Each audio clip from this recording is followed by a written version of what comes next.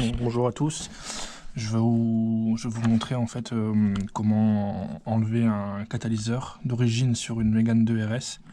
Voilà, donc je fais cette vidéo en fait parce que moi je l'ai fait, c'était une vraie galère. Donc si j'avais eu les techniques que j'ai utilisées là, je pense que j'aurais été beaucoup plus vite. Donc voilà, donc je vais vous montrer un peu comment on en arrive à ce niveau-là. Donc ici on a le turbo, ici on avait le catalyseur d'origine. Donc là qui est pour l'instant en bas, qui n'est pas encore enlevé totalement.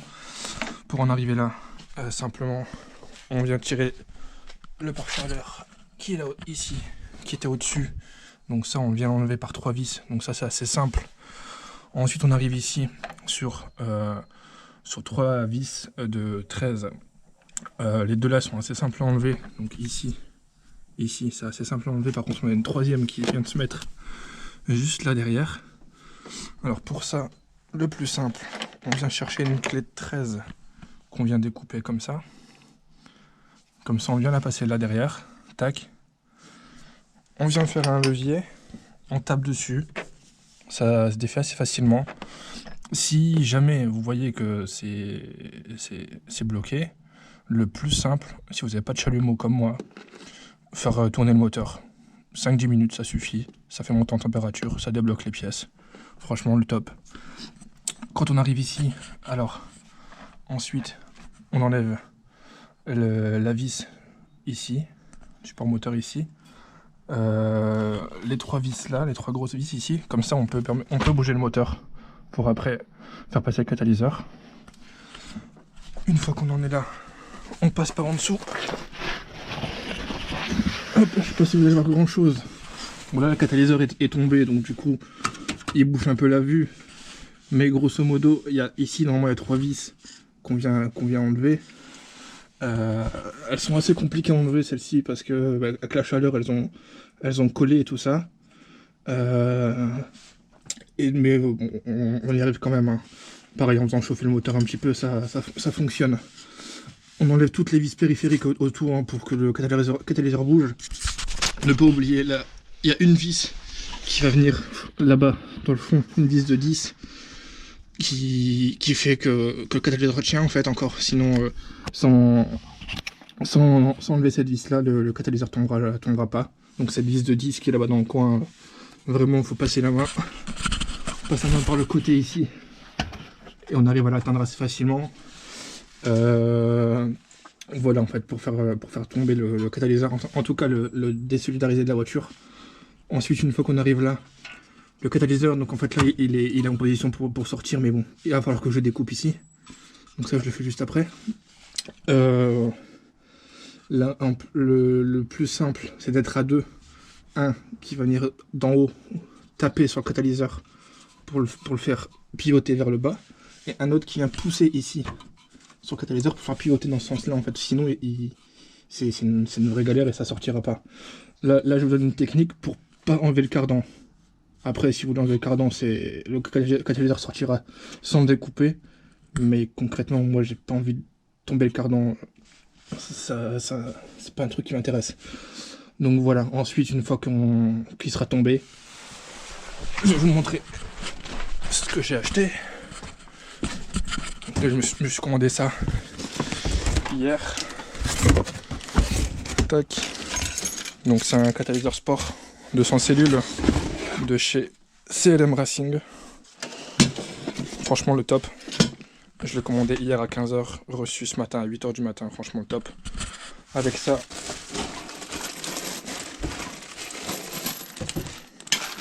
on a le joint qui va au niveau du turbo.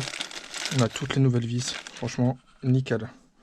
Voilà, j'ai oublié de vous dire, donc ça c'est le catalyseur, donc il a la même forme hein, que celui d'origine, simplement plus fin hein, que l'origine. Ici donc on a de quoi mettre les sondes lambda, hein, donc celle du haut, celle du bas. Il va falloir impérativement enlever celle du haut. Celle du bas encore ça passe comme ça, mais celle du haut vraiment il faut l'enlever, sinon t'arrives pas à la faire tomber, le catalyseur.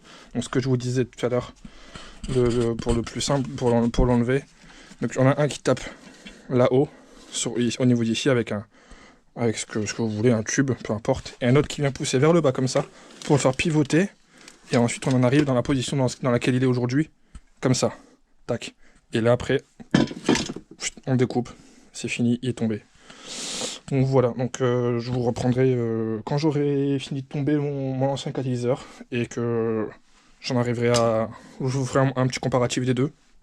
Et puis ensuite on montrera le nouveau et puis on fera un petit test de son pour voir si ça améliore un peu le son ou pas. Allez, à tout à l'heure. Ça y est, le catalyseur est tombé enfin, après une bonne galère. Donc là on peut bien voir la différence hein, de taille entre les deux, c'est ouf quand même. Donc là où je l'ai coupé moi, ici, tout simplement. Une fois qu'on a enlevé, hop, ça tombe. Ça tombe tout seul. On peut voir un peu l'intérieur. C'est encore propre. Voilà. Comparaison avec le nouveau. Tac. Voilà. Donc on n'a plus qu'à remonter les sons de lambda et puis à le remonter sur le moteur. Hein. Donc je vous ferai une vidéo dès que j'ai commencé à le remonter. Hein. Tout à l'heure.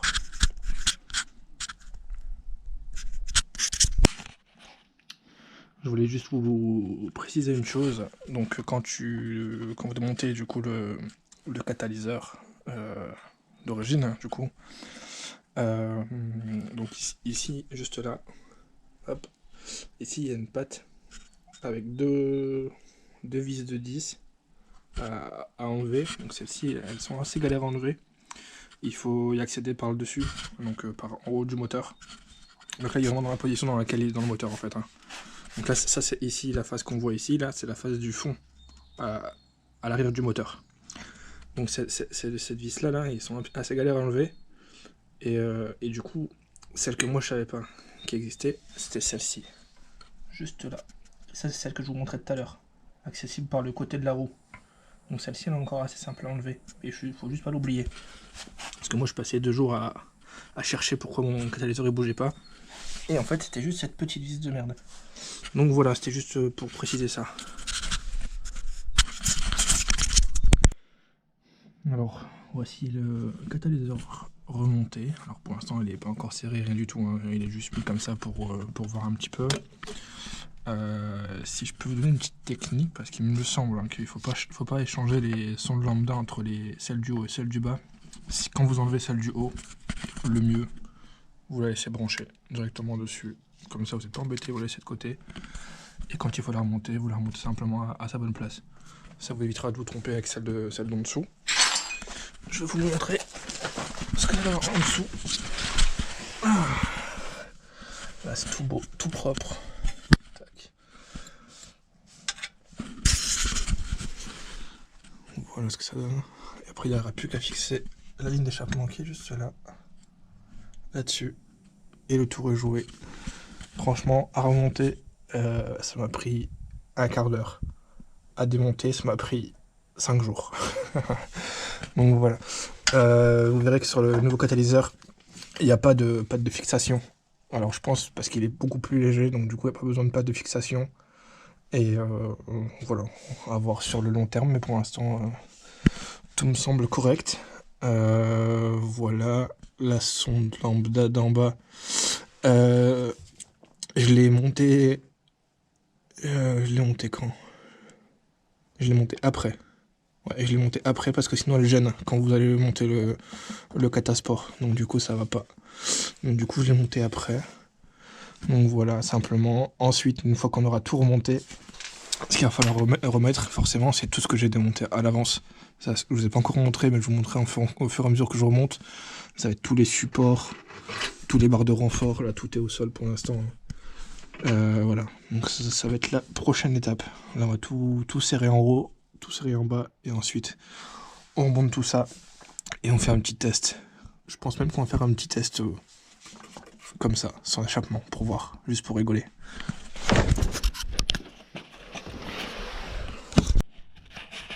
Voilà, on arrive à la fin du remontage. Et donc, comme vous pouvez voir, donc, le catalyseur est bien en place, il est bien fixé. Pas oublier de remettre cette petite patte là. Et surtout de l'enlever quand vous voulez déposer le catalyseur d'origine. Petit conseil pour remonter la dernière vis. Déjà, je sais pas si on va la voir tout en haut. En gros, là, il y en a deux, il y en a une tout en haut. Le plus simple, si vous utilisez les nouvelles vis qui sont fournies par le fabricant, c'est de prendre deux petits cliquets. C'est le plus simple pour y arriver, parce que franchement, sinon, c'est une galère. Parce que les écrous, ils sont antidesserrants, donc sont super durs à mettre. Donc voilà, donc là on est en plein montage. Après il restera plus qu'à fixer à la ligne là-bas. Donc du coup moi je suis en full tube après derrière, donc ça devrait chanter pas mal. Voilà, donc là il me reste plus qu'à remonter ce support là, à finir de le fixer, remonter le petit support ici, la plaque là-bas de renfort, et ensuite refixer le pot. Et puis on aura fini, on pourra écouter un peu le son, voir ce que ça donne. Voilà.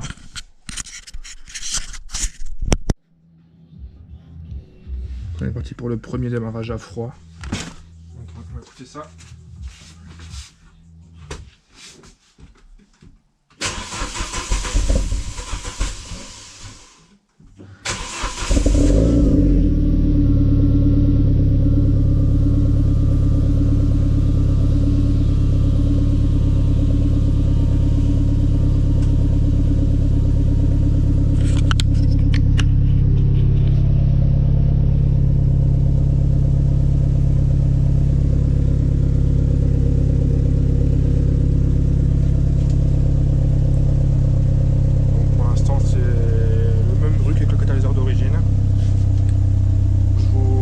Qu'elle est chaude et on écoutera ça. Bon,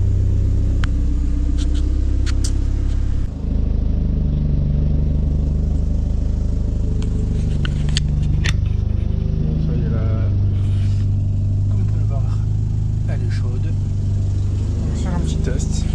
J'ai déjà écouté un petit peu, franchement, sympa.